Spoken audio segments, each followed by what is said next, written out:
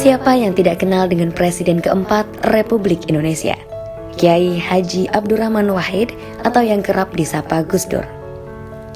Pria kelahiran Jombang 7 September 1940 ini memang memiliki ciri khas yang berbeda dibandingkan presiden lainnya. Masih banyak yang tidak tahu jika Presiden Republik Indonesia ini memiliki keunikan tersendiri. Tidak punya dompet. Tidak banyak yang tahu jika Gus Dur sosok tokoh yang besar yang tak memiliki dompet. Hal itu diungkapkan mantan staf pribadi Ibu Negara keempat yang juga pendiri Barikade Kader Gus Dur, Priyo Sambada. Bukan hanya tidak memiliki dompet, Gus Dur juga kabarnya tidak memiliki ATM dan kartu kredit. Hal ini bukan tanpa alasan. Gus Dur tidak bisa memegang uang lantaran sering memberikan uang yang ada di kantongnya untuk beramal. Meledek Yahudi di depan Presiden Israel. Gus Dur terkenal sebagai sosok yang jenaka. Keahliannya dalam melucu membuat beliau seringkali membuat pemimpin negara serta para pejabat tertawa. Bahkan Presiden ke-9 Israel, Shimon Peres sekalipun. Gus Dur pernah menyarankan kepada Shimon agar Israel melakukan kebijakan impor kutang dari negara Perancis karena bisa menghasilkan keuntungan 2 kali lipat. Menganggap serius banyolan Gus Dur, Shimon bahkan bertanya caranya. Ternyata banyolan itu tertuju ke topi khas Yahudi di Israel yang bernama kippah, yang memiliki bentuk bulat dan dipakai hanya menutupi ubun-ubun. Sontak Presiden ke-9 Israel tersebut tertawa terbahak-bahak. Oh yes, of course, after deciding that, I will pardon him. Because I have my respect to him.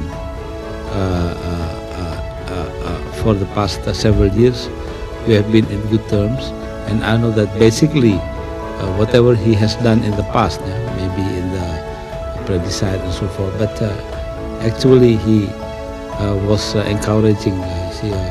Bisa berbicara 6 bahasa asing. Bukan rahasia lagi jika Presiden keempat Republik Indonesia ini memiliki wawasan yang sangat luar biasa.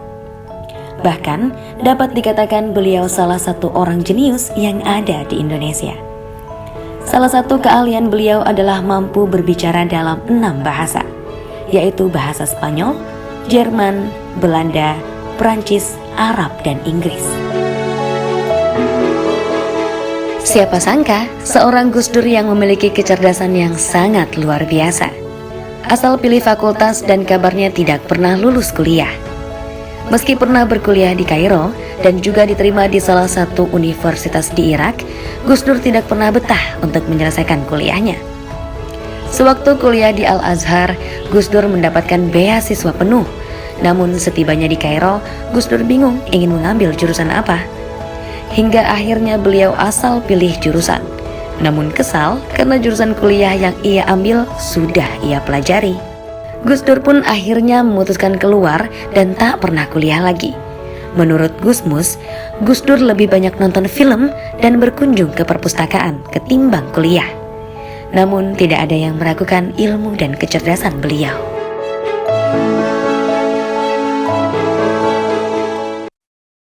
Kembali lagi di Cahayati Spesial mengenang Kiai Haji Abdurrahman Wahid. Barusan kita telah sama-sama menyaksikan tayangan yang begitu luar biasa, begitu menggugah dan begitu menakjubkan sehingga kita bangga dengan adanya Kiai Haji Abdurrahman Wahid. Tadi kita telah mendengarkan sama-sama tausiah dari guru kita Kiai Haji Syarif Rahmat, dan saatnya kita sekarang akan berbincang-bincang bersama guru kita Kiai Haji Syarif Rahmat, sekaligus ada juga kita kehadiran Bapak Usman Hamid. Assalamualaikum warahmatullahi wabarakatuh para guru. Assalamualaikum. Baik, saya akan ke Kiai Syarif Rahmat terlebih dahulu. Kiai, mohon izin, bagaimana sosok Kiai Haji Abdurrahman Wahid di mata Pak Kiai? Kesimpulannya Gus Dur itu wali. Itu saja. Wali Pak Kiai. Semua perlengkapan untuk disebut wali sah ada pada Gus Dur. Kenapa saya mengatakan ini? Karena kita sering mendengar cerita orang bahwa si anu wali, si anu wali, si anu wali, tapi ketika dilihat persyaratannya nyaris tidak ada. Tidak punya legal formal dari Allah lah kira-kira. wali itu alim, wali itu arif. Ini dua-duanya ada. Soal ilmu jangan lihat Gus Dur tidak tamat kuliahnya. Abang tidak tamat itu bukan karena bodoh. Karena dia melihat bahwa ilmu yang di kampus mau ditimba sudah ada semua di kantongnya. Masya Allah Akbar. Kalau kita kan gagal kuliah kalau nggak bisa bayar atau mungkin nggak lulus. Gus Dur swarak. Gitu. Sisi kealimannya, sisi kearifannya di mana? Ketika beliau menggantungkan semua yang terjadi ini diyakini sebagai keputusan Allah sehingga tidak pernah emosi. Dan kalimat tidak pernah emosi itu sangat dikenal, dia gunakan istilah gitu aja kok repot. Benar. Seberat beban apapun beliau tidak mau direpotkan hatinya. Tapi yang aneh, di balik kelemahan fisiknya, di mana jiwanya tidak pernah letih, dalam 2 tahun kepemimpinan beliau itu hampir tidak pernah berhenti muter. Ada orang yang menyerang beliau katanya rekreasi piknik. Apanya yang rekreasi? Beliau tidak melihat pemandangan yang indah. Beliau tidak menikmati makanan yang mewah-mewah. Dan pakaian beliau sederhana. Yang beliau lakukan adalah umatnya, bangsanya. Nah jadi kalau sekarang misalnya kita dengar ada wali anu nyeleneh, yang meludah sesukanya, buang makanan semaunya. Itu bukan ukuran. Sebelum diukur ilmunya dan ibadahnya baru ketahuan. Dan Gus Dur itu ibaratnya apa? Gunung yang mengalirkan air sungai.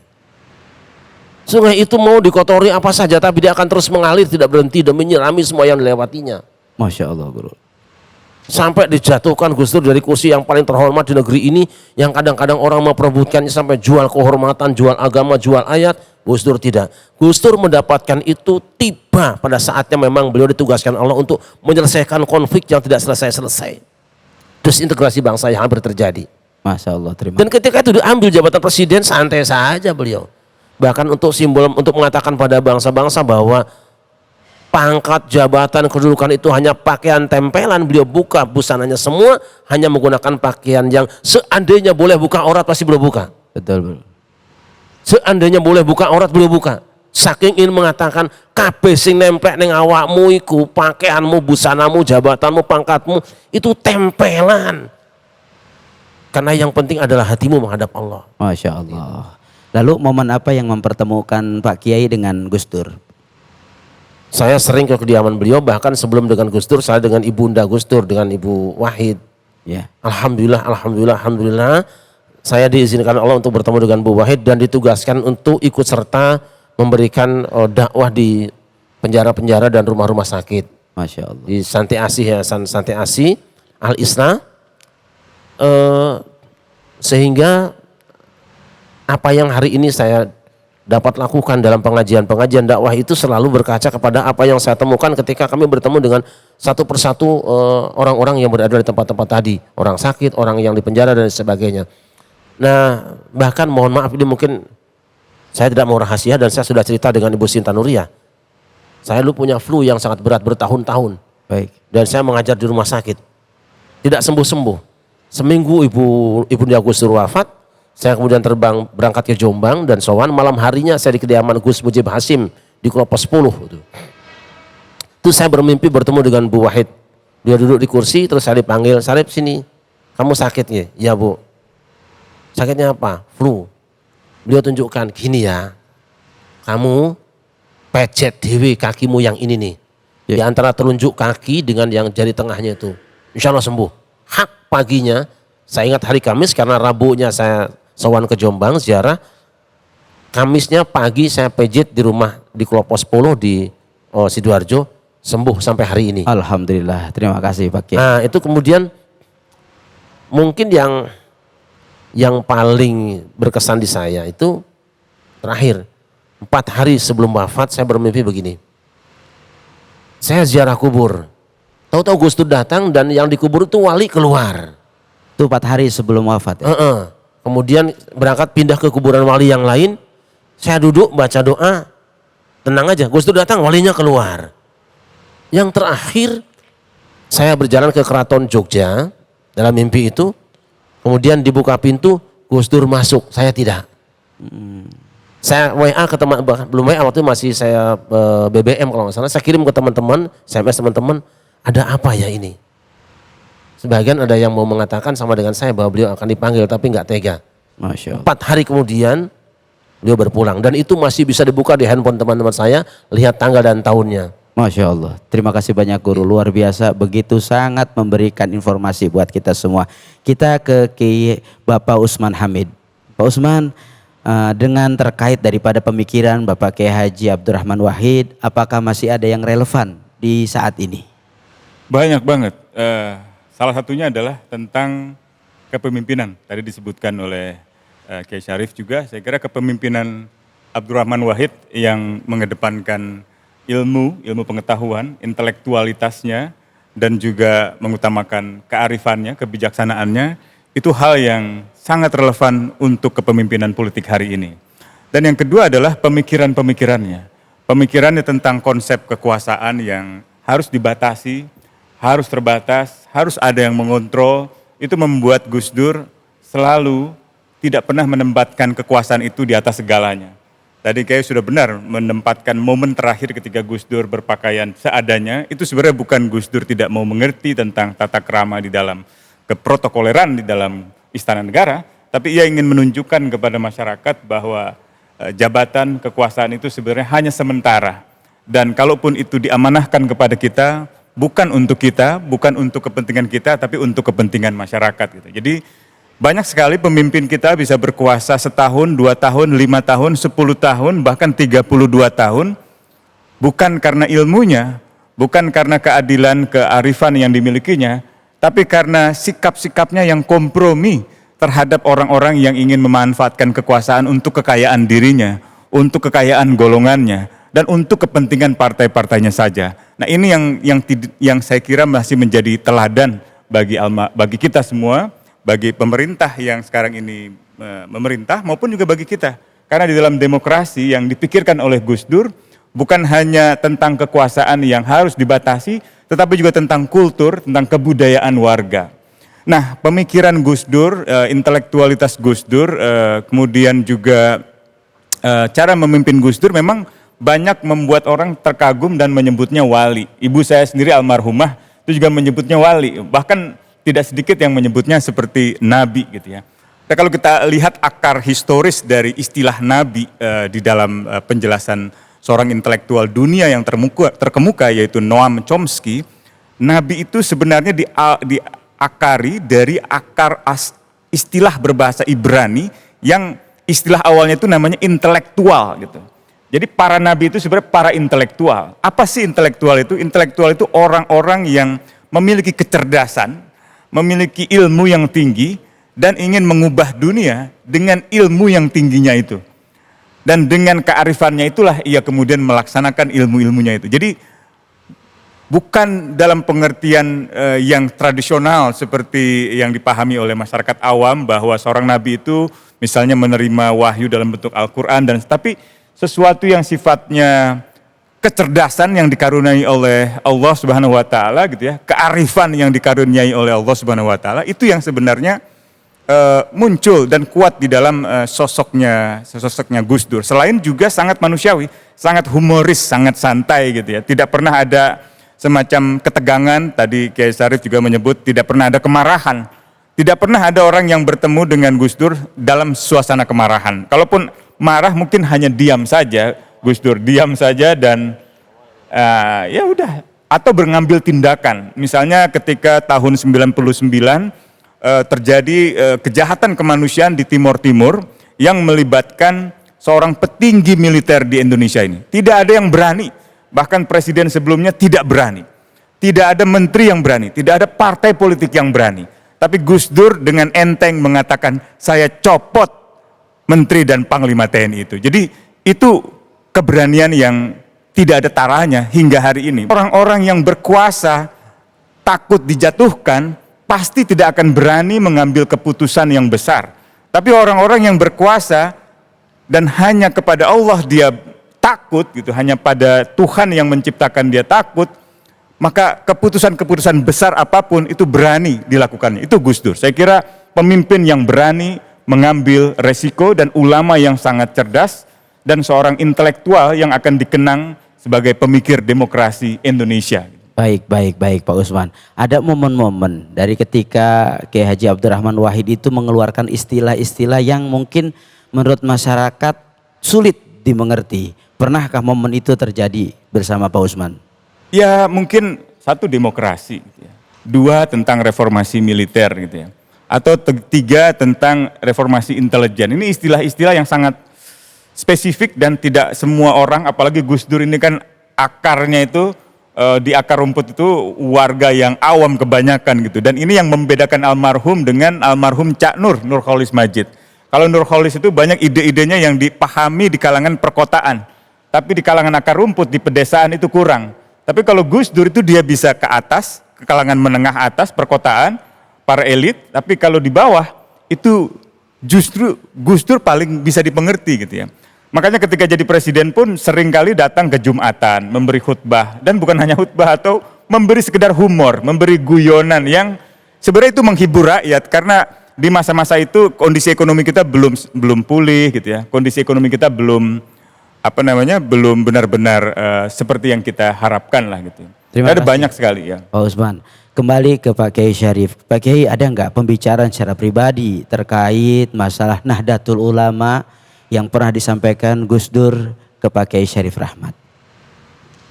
Kalau tentang NU, karena saya bukan pengurus NU, bahkan tidak punya kartanu dan memang tidak punya kapasitas, beliau tidak bicara. Tapi kalau hal-hal lain misalnya protes kita, beliau menyampaikan. Dan saya kira bukan cuma saya yang mengalami dalam tanda petik nasib seperti itu.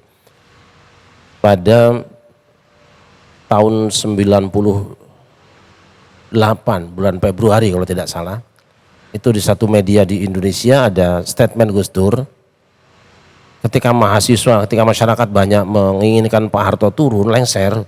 Gus Dur bilang kalau presidennya bukan Pak Harto lagi, nanti ya Indonesia rusak. Ini kita menangkap bahwa statement Gus Dur itu masih mempertahankan Pak Harto. Kami berangkat dengan beberapa teman, saya ingat saya dulu Kiai Toha Gofar, Kiai Kholik, kemudian Joko Kismianto dan saya. Kebetulan saya ngadep ke selatan, Gus Dur ke barat, di mejanya kita sampaikan itu. Ada apa? Santai saja kalau beliau. Anu Gus, statement panjenengan yang mana? Itu yang di media Indonesia. Panjenengan mengatakan bahwa kalau nanti presidennya bukan Pak Harto lagi, Indonesia akan rusak. Iya benar. Di mana salahnya? Loh berarti Gus Dur ingin mempertahankan Pak Harto dong. Masyarakat yang pengen beliau diganti. Kata siapa? Loh sekarang kalau presidennya bukan Pak Harto, Indonesia rusak. Loh kalau Pak Harto lagi, ya tambah rusak. Kalimat itu yang di luar dugaan kita. Apa kata beliau? Nyatanya Indonesia sudah rusak. Masya Allah. Siapapun yang jadi presiden ini sudah rusak. Jadi kalau kita menggunakannya kan mafhumnya mukhalafah. Kalau Pak Harto lagi, bukan Pak Harto lagi rusak, kalau pengen tidak rusak Pak Harto lagi. Tapi enggak. Selesai lagi, akhirnya yang senjata yang sudah kami persiapkan untuk adu argumentasi berempat orang itu selesai dengan sendirinya, nggak kepake itu. Dan ini saya kira banyak orang yang akan salah memahami ucapan-ucapan Gus Dur, baru tahu kalau dia dekat.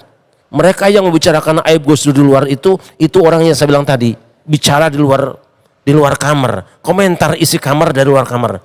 Dan itu kata Quran, aktsaruhum la yaqilun, kebanyakan tidak pakai akal. Bertemu dengan Gus Dur, selesai insya Allah. Terima kasih Pak Kiai, terima kasih. Masya Allah, begitu luar biasa pembincangan kita makin hangat. Mudah-mudahan dari apa yang disampaikan banyak sekali kebaikan dan informasi. Mungkin saya sedikit nambah ya. Gus Dur sudah tidak ada, silakan Anda bertemu dengan kita-kita yang masih hidup. Kita akan jelaskan. Jika Anda tidak tahu dan ingin tahu, ABG, anak buah Gus Dur masih banyak yang saya menjelaskan itu insya Allah. Masya Allah, amin. Mudah-mudahan menambah informasi dan makin ada rasa penasaran, dan besok bisa silaturahmi dengan Kiai Syarif Rahmat. Insya Allah setelah ini kita akan dengarkan tausiah dari guru kita Kiai Syahdan. Jangan kemana-mana, tetap di Cahayati Spesial mengenang Kiai Haji Abdurrahman Wahid. Shalla alaika Allahu ya Adnani ya Mustafa ya Safwata Rahman الحمد لله